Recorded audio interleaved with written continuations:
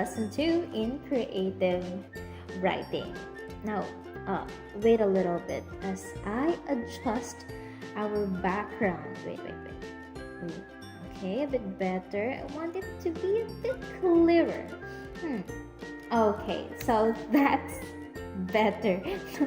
You're wondering why am I trying to adjust the background as I am already introducing you to the lesson.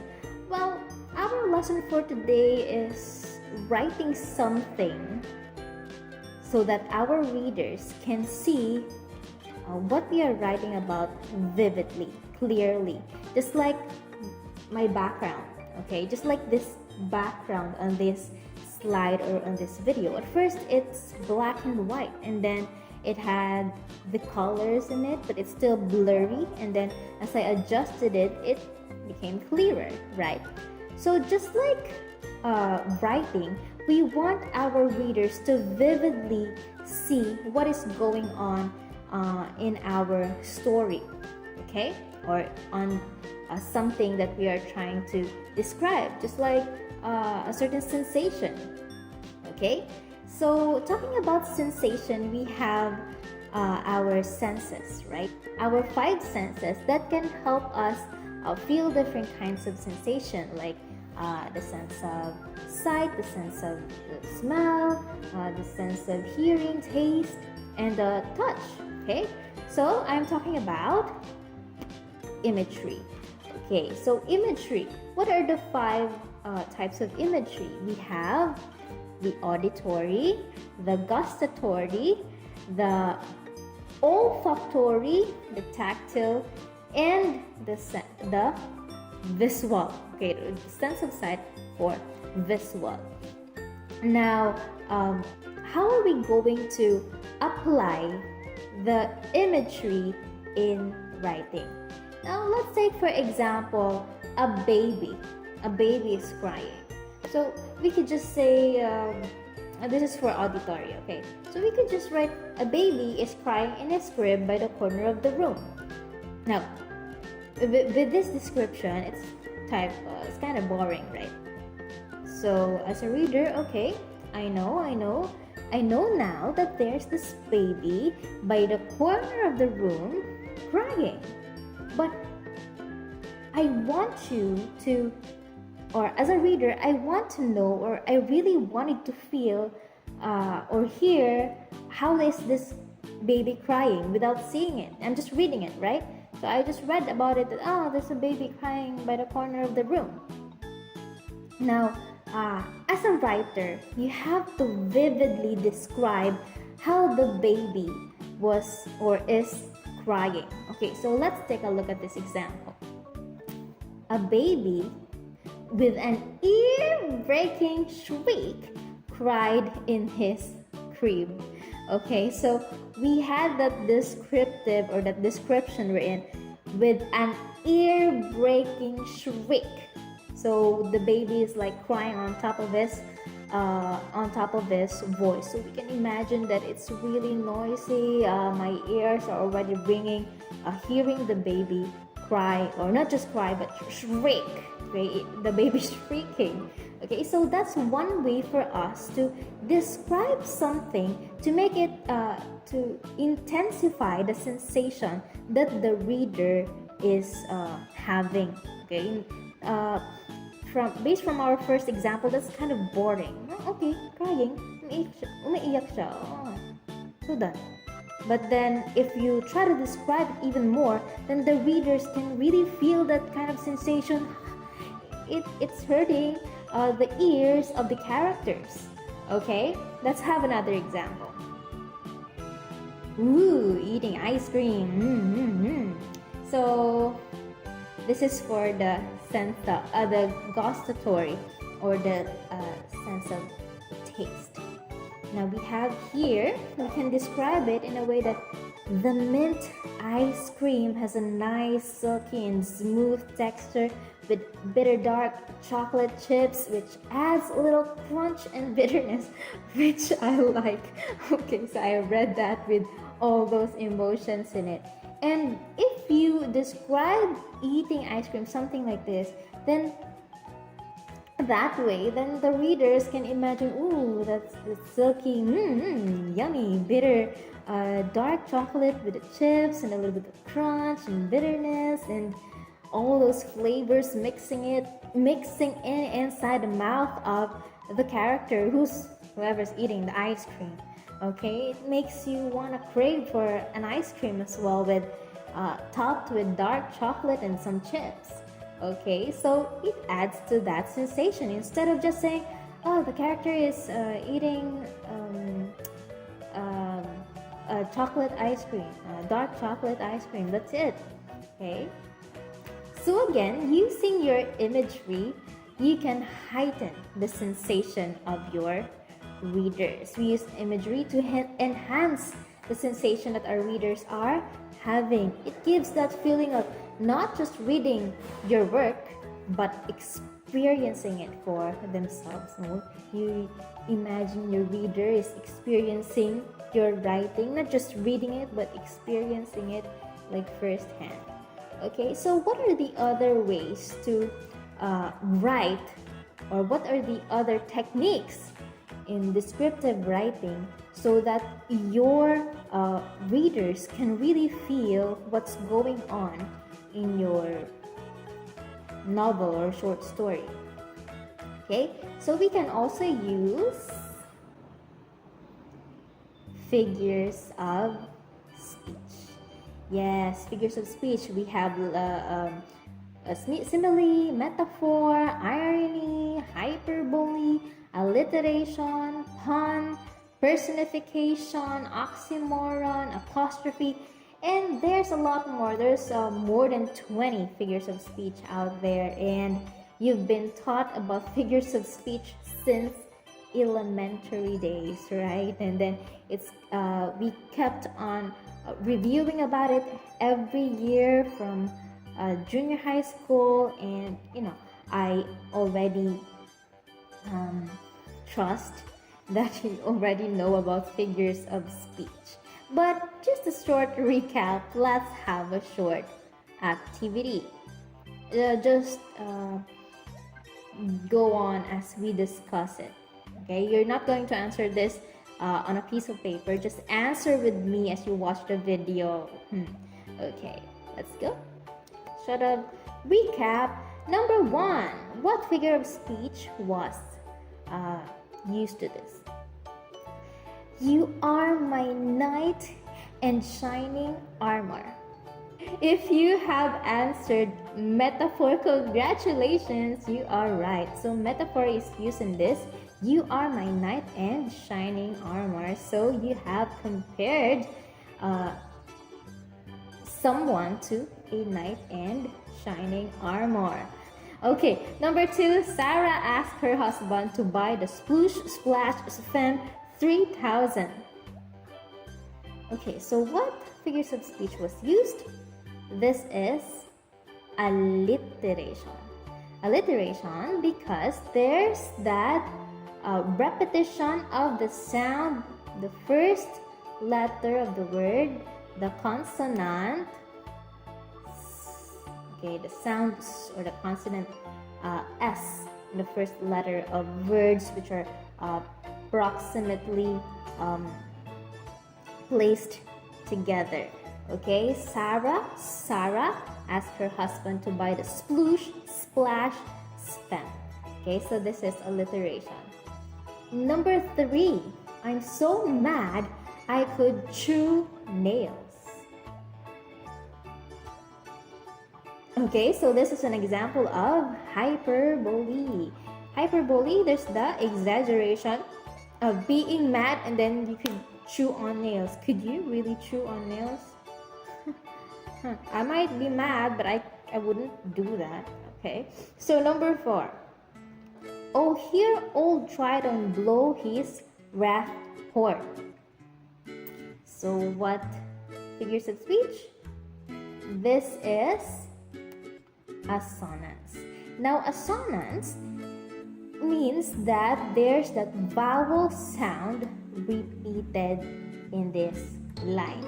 So It does not matter if it's the first letter of the first word, or is it in the middle or on the last part of it, as long as that vowel sound is clearly repeated along the line. So O here, old Triton blow his rough horn. So the vowel O. Number 5. I'm sorry, Aliyah, but I have to let you go. Now, this is what you call your euphemism. Now, euphemism is when you state something in a way that it lessens the impact. Okay? So when I said, I'm sorry, Aliyah, but I have to let you go, for example, I'm the boss and you're the employee, then in short, I'm saying that you're fired. So instead of, bluntly saying, you're fired, Aliyah, then I could just say, oh, I'm sorry, but I have to let you go. Okay, so that's euphemism. Number 6. The Titanic was said to be unsinkable, but sank on its first voyage. This is an example of irony, a situational irony, because, they said the Titanic was unsinkable, but then in its first voyage, it sank, okay? So this is irony. Number 7, the world is our stage. The world is our stage is another example of metaphor, comparing our world to a stage. Number 8, the paint made a splat. Splat. This is an example of onomatopoeia. Onomatopoeia, it's mimicking a sound of things, animals, people, or just saying the word that represents that sound. So the word splat. Okay? Number 9, the flowers nodded with the wind. This is personification, giving the flowers the characteristic of a human. Okay. Number 10. There's a carpenter right there. Number 10, we have some hired guns on the way to the site. Hired guns here is an example of metonymy. When we talk about metonymy, it's a word. It replaces a word that is related to the same idea. So when we say hired guns, it means people that are hired to kill. Okay, hired guns. That's an example of metonymy. Okay, so if you got 10 out of 10, congratulations for remembering your figures of speech. Okay? So these figures of speech can be used as well to describe something. It's like using your simile and metaphor. You can describe a certain thing by comparing it to something. Or you can, for example, someone is really mad. Okay, so you can use hyperbole to really enhance the sensation of how mad the character is. Okay, so we have the next one, the diction. When we say diction, what does that mean? So diction talks about the choice of words. Okay, so in our previous lesson, I have presented you different kinds of reading materials. You have your manuscripts, your journals, your newspapers, you have your novels, short stories that you can read from your ebooks. Now, if you compare those, there's that difference of the choice of words, right? From technical writing to creative writing, there's really that difference. Now, in writing creatively, you have to still take note of the words that you are using. So, we have here, for example, your main character is an American living in a ghetto. Okay, when we say ghetto, it's like here in the Philippines, we can compare it to a squatter area.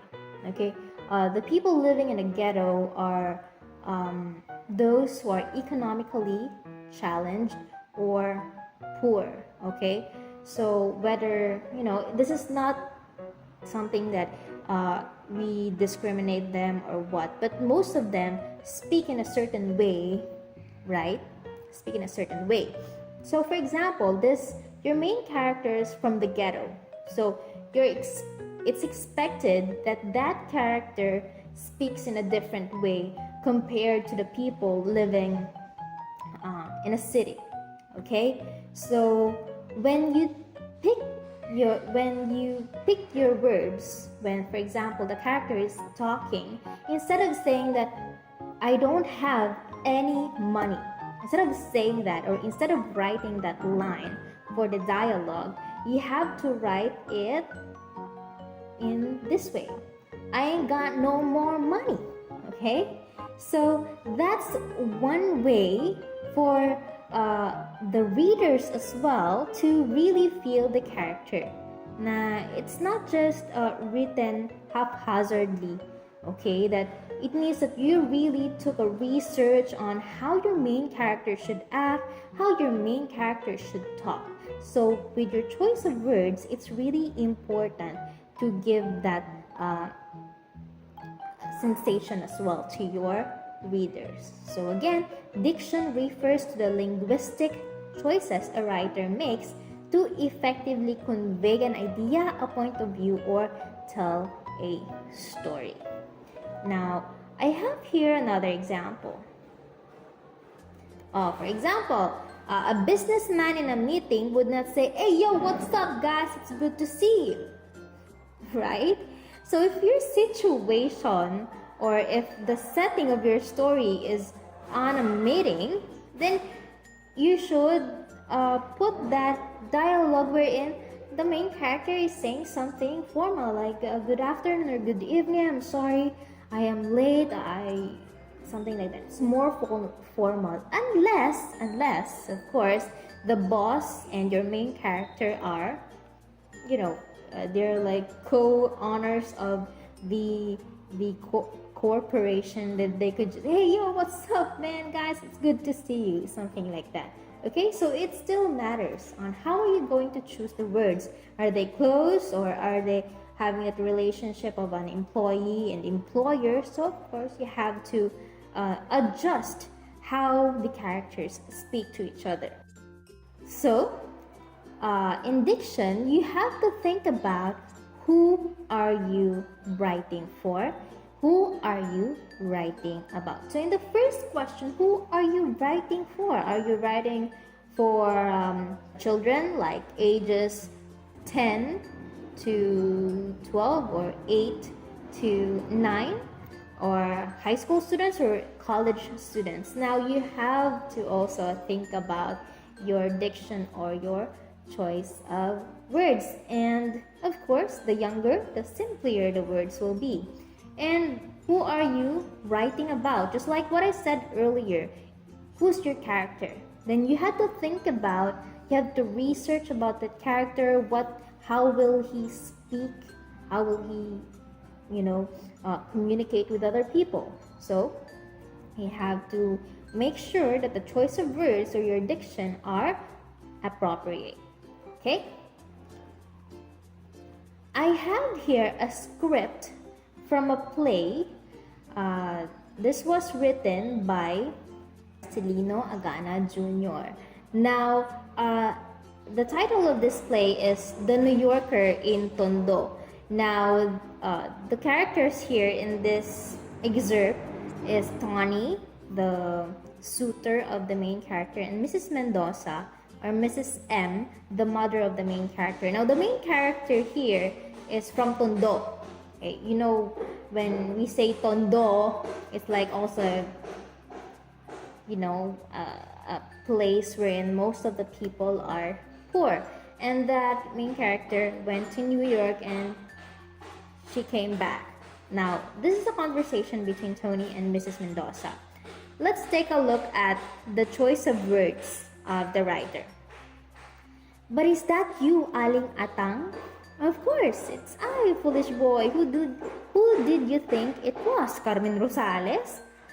You don't look like Aling Atang. Now in these first few lines, you may notice the word Aling Atang. Now Ale is from a Filipino word, right? Aling Atang. So instead of using Mrs. Atang or Mrs. Mendoza, our writer chose Aling Atang to give that sensation to the readers of that local feel to it. The local feel that, oh, this is really from Philippines because there's that word Aling Atang or Ale. Okay, let's continue.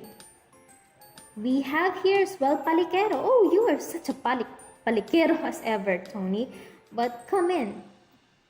Here, sit down, Tony. How is your mother? Now, palikero, instead of using like someone who is, just playing around like that, the writer also used the word palikero.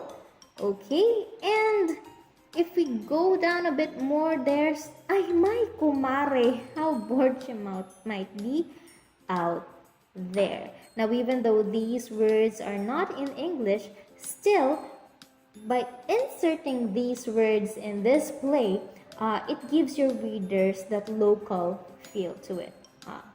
Filipino, from Tondo, like that. Okay? So, instead of, oh, my friend, just like that, it's kumare. And it also helps, since this is a play, it is made for a role play, a drama, then it also helps the characters who's going to portray this to really get into that character of someone who's living in Tondo. With that, I hope that it is clear to you on how are we going to present our ideas vividly, enhancing the sensation that the readers can feel. So we can do it through imagery, figures of speech, and diction. Okay? So, for your activity, answer the following. Okay? Again, don't forget your name and your control number. So, in the first part, you're going to identify what figures of speech was used. And then, in the second part, you're going to write a short paragraph. It can be 3 to 5 sentences only because you're just going to describe something. For example, the experience of drinking a spoiled milk. So imagine drinking a spoiled milk. So how is that going to feel inside your mouth? Okay, so by using imagery, diction, figures of speech, and your experience as well, write or describe something. I am giving you the freedom to choose what is your main subject, that's why, or what is your topic, and then write about it. So an example is drinking a spoiled milk, or touching the hand of your grandmother. So how would that feel? So it's up to you. This has been Teacher Doll. Bye.